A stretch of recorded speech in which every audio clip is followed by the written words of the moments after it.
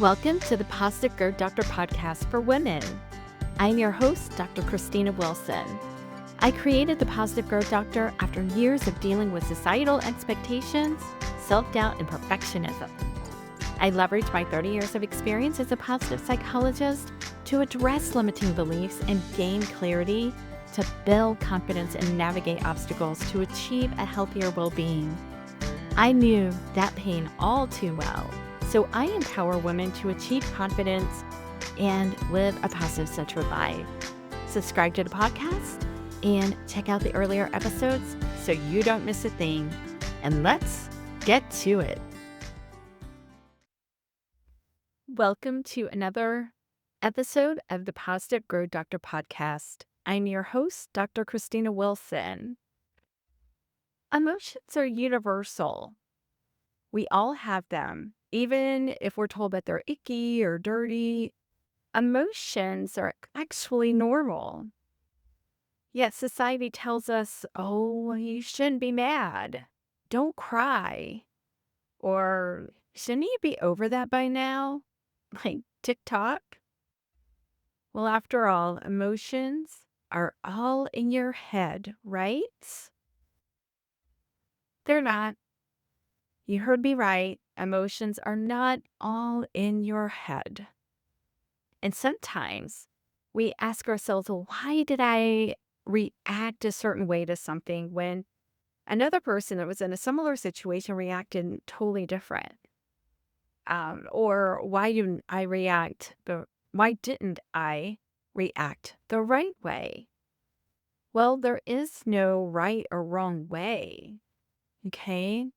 So in this episode, we explore the origins of emotion and how to handle them in a way that serves you well in the end. The goal is to grow from the difficulties because the difficulties are going to happen, right?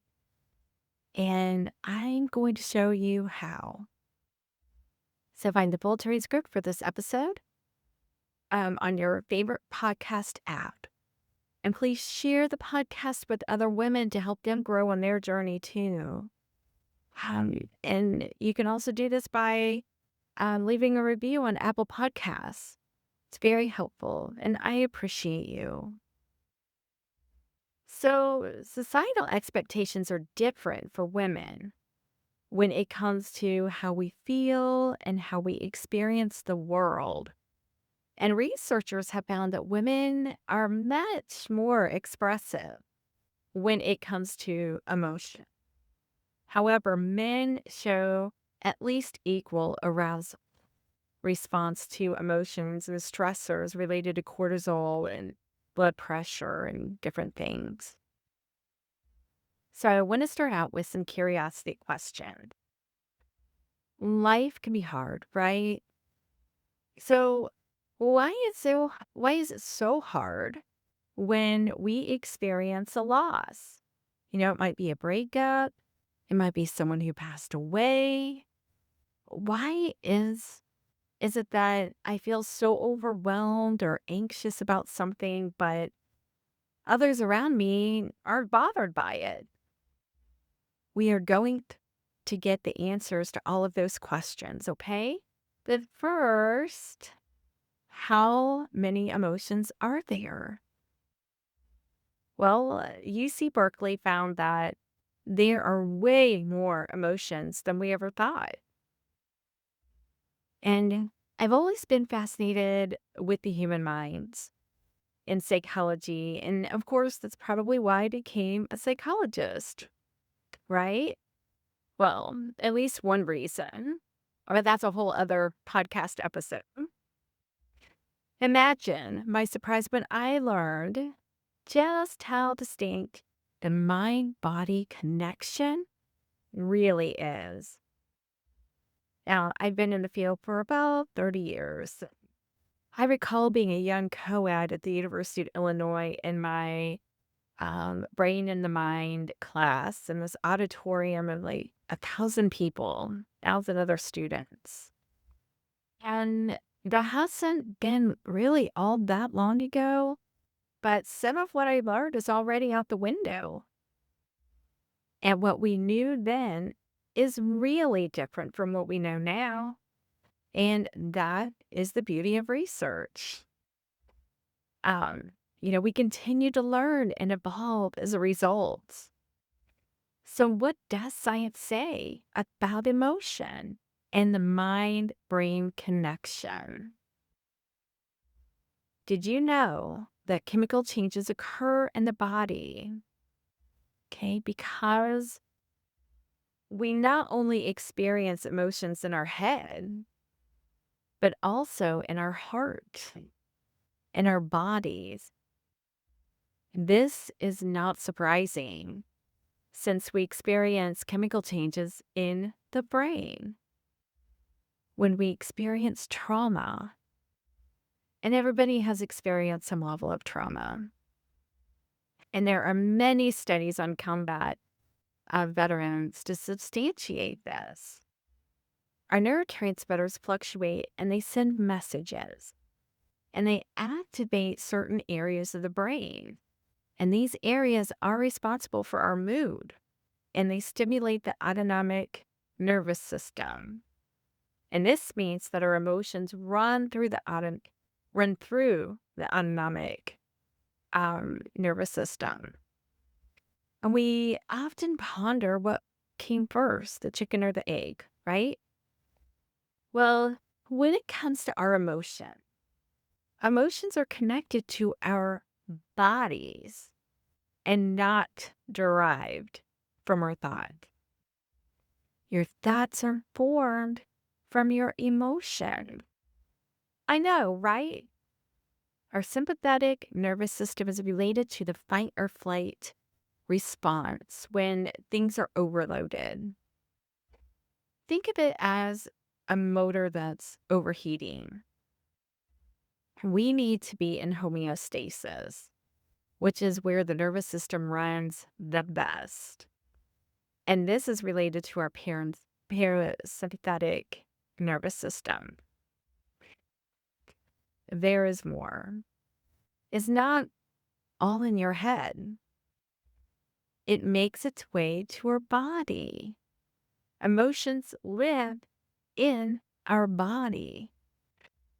The body holds on to those negative emotions. And you're going to feel it in your neck and your back, your chest, your stomach. That's what that is. And that means that you cannot think your way out of it or to a solution. You must take care of yourself and your body. That is exactly why I have incorporated somatic coaching into my framework. And we have to process these emotions to release them. And I give you tools to calm your nervous system as you do this. Why is that important? Well, because you cannot think clearly if you're not getting the oxygen you need to your brain. And say when you're in fight or flight mode or feeling overwhelmed. So, how do women achieve calm when their emotions are high? Now, there are several things that you can do to achieve this. The goal of this podcast is for you to fill your toolbox with many different resources to help you and to support you so you can thrive on your journey as a woman and reach your full potential. So the nervous system is tricky in the beginning, but the more you know, right, the more you can achieve calm and be where you wish to be. So here are some things to consider. The first is that we are not meant to do this alone. And when you have others to bounce ideas off of, it makes a difference. And when we are in the presence of others, we grow because we see things from varying points of view. And two heads are actually better than one, it turns out. The second is that pressure is a great way to regulate your system. It's not just for the neurodivergent population who often need regulation. Neurotypicals do too. And side note, I'm neurodivergent, so is my son. And we need regulation more often than neurotypicals do. But this is something that we actually have in common. Okay? So things like weighted blankets are just a great way to calm that sympathetic nervous system. Remember when they first came out, all the craze? And people loved them. And there is a reason for that. So the third and final is to identify and feel the emotion. Identifying emotions is important. That is the first step for many reasons. When we recognize an emotion, we can move forward and take action because we know what we're dealing with. So consider using a feeling wheel. And I have one for you. I include this in my work because it's a great tool and it helps you name that feeling and it gives you some control, right? And did you know that we have to feel the emotions and process them before we can move forward? We can't just ignore them and hope for the best and isolate ourselves. That's not the way to go. So I'm here to tell you that you can. You can do this. And I have enough belief in you for the both of us.